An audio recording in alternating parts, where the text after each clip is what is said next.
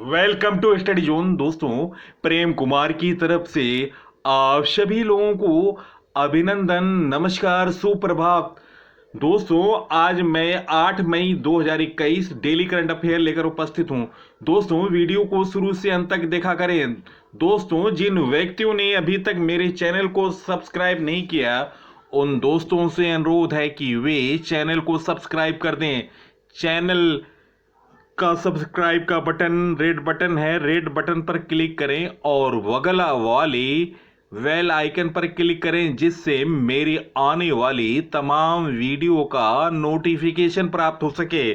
दोस्तों, जब टूटने लगे हौसले तो याद रखना, बिना मेहनत के हासिल तक तो ताज नहीं होते। ढूंढ लेना अंधेरे में ही मंजिल अपनी, क्योंकि जुगनू कभी रोशनी के मोहताज नहीं होती। दोस्तों, इसी मोटिवेशन के साथ मैं आज का करंट अफेयर प्रस्तुत कर रहा हूं। फर्स्ट क्वेश्चन, भारतीय चावल अनुसंधान के नए निदेशक कौन बने? दोस्तों, इन ऑप्शनों में ऑप्शन बी इस प्रश्न का सही उत्तर है। भारतीय चावल अनुसंधान के नए निदेशक रमन मीनाक्षी सुंदरम बने। रमन मीनाक्षी सुंदरम जैव प्रौद्योगिकी, आणविक प्रजनन और जीनोमिक्स क्षेत्र में काम करने वाले वैश्विक ख्याति के वैज्ञानिक हैं। उनके पास राष्ट्रीय और अंतर्राष्ट्रीय पत्रिकाओं में 160 से अधिक शोध पत्र और कई पुस्तकों में उनके लेख प्रकाशित हुए। दोस्तों, IIRR is rice research institute located in Rajendra Nagar near Hyderabad, Telangana. Next question, हाल में किस व्यक्ति को THDC इंडिया लिमिटेड का नया अध्यक्ष और प्रबंध निदेशक बनाया गया? दोस्तों, इन ऑप्शनों में ऑप्शन सी इस प्रश्न का सही उत्तर है। हाल में विजय गोयल को THDC इंडिया लिमिटेड का नया अध्यक्ष और प्रबंध निदेशक बनाया गया। दोस्तों, उनकी नियुक्ति 1 मई 2021 से लागू होगी। THDC इंडिया लिमिटेड पूर्व नाम Tehri hydro development corporation limited Bharat और उत्तर प्रदेश सरकार का संयुक्त उपक्रम है।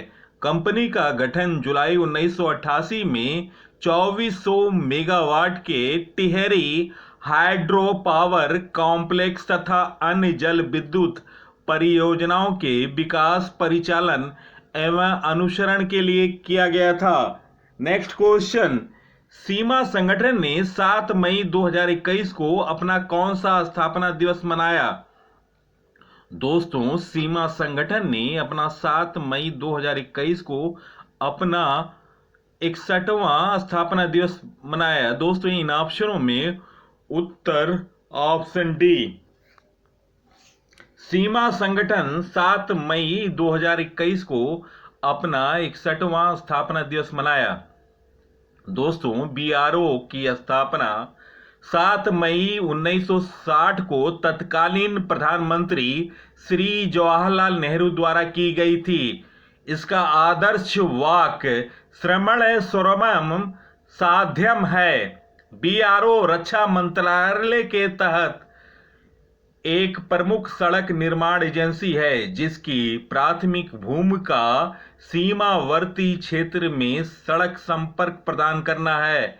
यह पूर्वी और पश्चिमी सीमा क्षेत्रों में सड़क निर्माण और इसके रख रखाव का कार्य करता है, ताकि सेवा की रणनीति जरूरत पूरी हो सके। BRO पर 60,000 किलोमीटर से ज्यादा सड़कों के निर्माण और रख रखाव की जिम्मेदारी है। दोस्तों, इसने भूटान, म्यांमार तथा अफगानिस्तान जैसे भारत के मित्र देशों में सड़कों का निर्माण किया और इस क्षेत्र में देश के रणनीति लक्ष्यों में योगदान दिया। शांति काल और युद्ध काल में BRO की खास भूमिका है। BRO की प्रमुख परियोजनाएं हैं दंतक, सेतुक, सेवक, पुष्पक, उद्यक, चेतक, हिमांक और विजयतक आदि। दोस्तों, लेफ्टिनेंट जनरल राजीव चौधरी वर्तमान में बीआरओ के महानिदेशक हैं।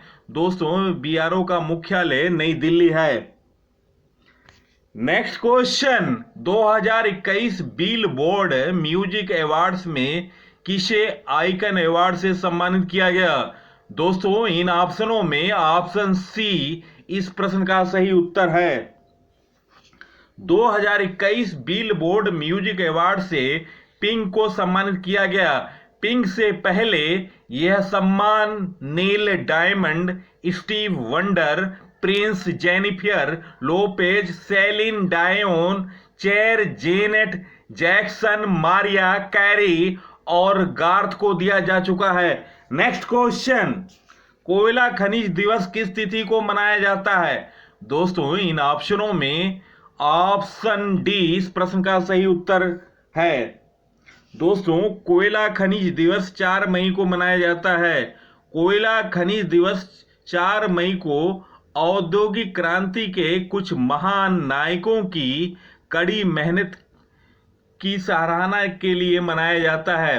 भारत में कोयला खनन की शुरुआत 1774 ईस्वी में हुई, जब ईस्ट इंडिया के जॉन समर और सियोटोनियस ग्रांट हीटली ने दामोदर नदी के पश्चिमी किनारे के साथ रानीगंज कोल्डफील्ड में वाणिज्यिक खोज शुरू की। Next question, international no diet day किस तिथि को मनाया जाता है? दोस्तों, इस प्रश्न का सही उत्तर ऑप्शन सी 6 मई। इंटरनेशनल नो डाइट डे 6 मई को मनाया जाता है। यह दिन किसी भी आकार में स्वास्थ्य पर ध्यान देने के साथ साथ एक स्वास्थ्य जीवन शैली को बढ़ावा देने और डाइटिंग के संभावित खतरों के बारे में जागरूकता बढ़ाने और सफलता की अवांछितता के लिए समर्पित है। नेक्स्ट क्वेश्चन, हाल में वी कल्याण का निधन हो गया, वह किसके निजी सचिव थे? दोस्तों, इन ऑप्शनों में ऑप्शन बी इस प्रश्न का सही उत्तर है। हाल में बी कल्याण का निधन हो गया, वह महात्मा गांधी के निजी सचिव थे। बी कल्याणम गांधी जी द्वारा लिखे गए पत्रों, एक चेक जिस पर उनके हस्ताक्षर हैं और उनसे जुड़े अन्य साहित्य को संरचित कर रहे थे। वह बंगाली, गुजराती, हिंदी, तमिल और अंग्रेजी में कुशल थे। नेक्स्ट क्वेश्चन, HCL टेक्नोलॉजी ने को पीछे छोड़कर तीसरी सबसे बड़ी भारतीय आईटी कंपनी कौन सी बनी? दोस्तों, इन ऑप्शनों में ऑप्शन ए विप्रो इस प्रश्न का सही उत्तर है। HCL टेक्नोलॉजी को पीछे छोड़कर तीसरे सबसे बड़ी भारतीय आईटी कंपनी विप्रो बनी। विप्रो कंपनी HCL टेक्नोलॉजी की 2.62 ट्रिलियन रुपये को पीछे छोड़कर 2.65 ट्रिलियन रुपए के बाजार पूंजीकरण को हासिल करने वाली तीसरी सबसे बड़ी भारतीय आईटी कंपनी बन गई। टॉप 3 भारतीय आईटी कंपनी, पहले नंबर पर है TCS, दूसरे नंबर पर इंफोसिस, तीसरे नंबर पर विप्रो। दोस्तों, विप्रो भारत की आईटी कंपनी है। इसकी स्थापना 29 दिसंबर 1945 में हुई थी। मुख्यालय इसका बेंगलुरु, कर्नाटक है। Chairman Rishabh Prem ji. Next question, दुनिया का सबसे लंबा पैदल यात्री सस्पेंशन ब्रिज अरोका कहां बनाया गया? दोस्तों, इन ऑप्शनों में ऑप्शन डी इस प्रश्न का सही उत्तर है। दुनिया का सबसे लंबा पैदल यात्री सस्पेंशन ब्रिज अरोका पुर्तगाल में बनाया गया। पुल वी आकार के कंक्रीट टावरों के बीच फंसे स्टील केबल पर लटका है और पाइवा नदी के किनारों को जोड़ता है। रिकॉर्ड तोड़ने वाले इस पुल को बनाने में कई साल लगे और इसे पुर्तगाली स्टूडियो इटकांस ने डिजाइन किया था। इसका निर्माण कॉन्ड्रिल द्वारा किया गया था और इसकी लागत लगभग $2.8 मिलियन यानी 2.3 मिलियन यूरो थी। नेक्स्ट क्वेश्चन, हाल में महामारी से प्रभावित चेस समुदाय की मदद के लिए किसने चेकमेट कोविद पहल शुरू की? दोस्तों, इन ऑप्शनों में ऑप्शन सी इस प्रश्न का सही उत्तर है। हाल ही में महामारी से प्रभावित चेस समुदाय की मदद के लिए all India chess federation checkmate Covid पहल शुरू की गई। इस पहल की शुरुआत फीडे वर्ल्ड चेस फेडरेशन के अध्यक्ष अर्कडी डबोकोरोविच, 5 बार के विश्व चैंपियन विश्वनाथ आनंद, विश्व rapid chess champion Koneru Humpy, AICF के अध्यक्ष संजय कपूर और सचिव भरत चौहान की उपस्थिति में की गई। दोस्तों, ऑल इंडिया चेस फेडरेशन के वर्तमान अध्यक्ष संजय कपूर हैं। मुख्यालय चेन्नई है। दोस्तों, ऑल इंडिया चेस फेडरेशन की स्थापना 1951 में की गई थी। नेक्स्ट क्वेश्चन, भारत के पहल ड्राइव इन वैक्सीन सेंटर कहां खोला गया? दोस्तों, इन ऑप्शनों में ऑप्शन ए इस प्रश्न का सही उत्तर है। भारत के पहल ड्राइव इन वैक्सीन सेंटर मुंबई में खोला गया। राष्ट्र के पहले ड्राइव इन वैक्सीनेशन का उद्घाटन मुंबई के सांसद राहुल सेवाले ने किया। यह केंद्र मुंबई में दादर के कोहिनूर स्क्वायर टावर की पार्किंग में स्थापित किया गया। इससे अब विकलांग लोगों के टीकाकरण केंद्र में आने में कठिनाई का सामना नहीं करना पड़ेगा। नेक्स्ट क्वेश्चन, लॉरेंस विश्व खेल पुरस्कार 2021 में इस वर्ष का स्पोर्ट्समैन ऑफ द ईयर का पुरस्कार किसने जीता? दोस्तों, इन ऑप्शनों में ऑप्शन बी राफेल नडाल इस प्रश्न का सही उत्तर है। सेविल, स्पेन में कल लॉरेंस विश्व खेल 2021 के विजेताओं की घोषणा की गई। दोस्तों, कोविड-19 महामारी के कारण इस साल के लॉरेंस विश्व खेल पुरस्कार का आयोजन वर्चुअली किया गया। स्पेन के धुरंधर टेनिस खिलाड़ी राफेल नडाल ने इस वर्ष का स्पोर्ट्समैन ऑफ द ईयर पुरस्कार जीता, जबकि sports women of the year का पुरस्कार जापान की टेनिस खिलाड़ी ओसाका ने जीता। राफेल नडाल का यह कल चौथा लॉरेंस खेल पुरस्कार है। इससे पहले वह कॉमबैक, ब्रेक थ्रो और पुरुष एकल वर्ग का पुरस्कार जीत चुके हैं। दोस्तों, नाओमी ओसाका भी वर्ष 2019 में लॉरेंस विश्व खेल पुरस्कार जीत चुके हैं। इस वर्ष का टीम ऑफ द ईयर का लॉरेंस पुरस्कार जर्मनी के फुटबॉल क्लब बायर्न म्यूनिख ने जीता। Break through of the year का लॉरेंस पुरस्कार अमेरिकन फुटबॉलर पैट्रिक महोमेश ने, जबकि comeback of the year Laureus पुरस्कार के स्नोबोर्डिंग खिलाड़ी मैक्स पैरर ने जीता। इस सपोर्ट फॉर गुड का लॉरेंस पुरस्कार जर्मनी के football club kick for more by kick fair ने जीता। दोस्तों, इस वर्ष के यह पुरस्कार उपरोक्त 6 वर्गों के अतिरिक्त 4 और अन्य वर्गों life time achievement, athlete, advocate, supporting inspiration और सपोर्टिंग मूवमेंट्स के लिए भी दिए गए। दोस्तों, हर वर्ष दिए जाने वाले लॉरेंस पुरस्कार विश्व खेल पुरस्कारों की शुरुआत 2000 में हुई थी। ये पुरस्कार 6 वर्गों sportsman, sports women team come back break through और सपोर्ट फॉर गुड में दिए जाते हैं। पुरस्कार के विजेताओं का चयन लगभग 70 देशों के 1000 से ज़्यादा स्पोर्ट्स मीडिया के आधार पर दिया जाता है। नेक्स्ट क्वेश्चन, हाल में वर्ल्ड ओलंपिक क्वालिफायर के फाइनल में पहुंचकर किस भारतीय पहलवान ने ओलंपिक का कोटा हासिल किया? दोस्तों, इस प्रश्न का सही उत्तर ऑप्शन सी, सुमित मलिक। दोस्तों, हाल में वर्ल्ड ओलंपिक क्वालिफायर के फाइनल में पहुंचकर भारतीय पहलवान सुमित मलिक ने 125 किलोग्राम वेट में फाइनल में पहुंचकर ओलंपिक कोटा हासिल किया। वे कोटा हासिल करने वाले चौथे पुरुष पहलवान हैं।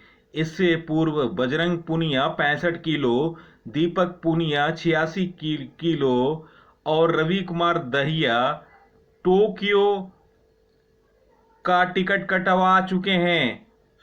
दोस्तों, बुल्गारिया के सोफिया में चल रहे वर्ल्ड ओलंपिक क्वालिफायर के फाइनल में पहुंचने वाले पहलवानों को कोटा मिलना है। ओलंपिक कोटा के लिए यह अंतिम टूर्नामेंट है।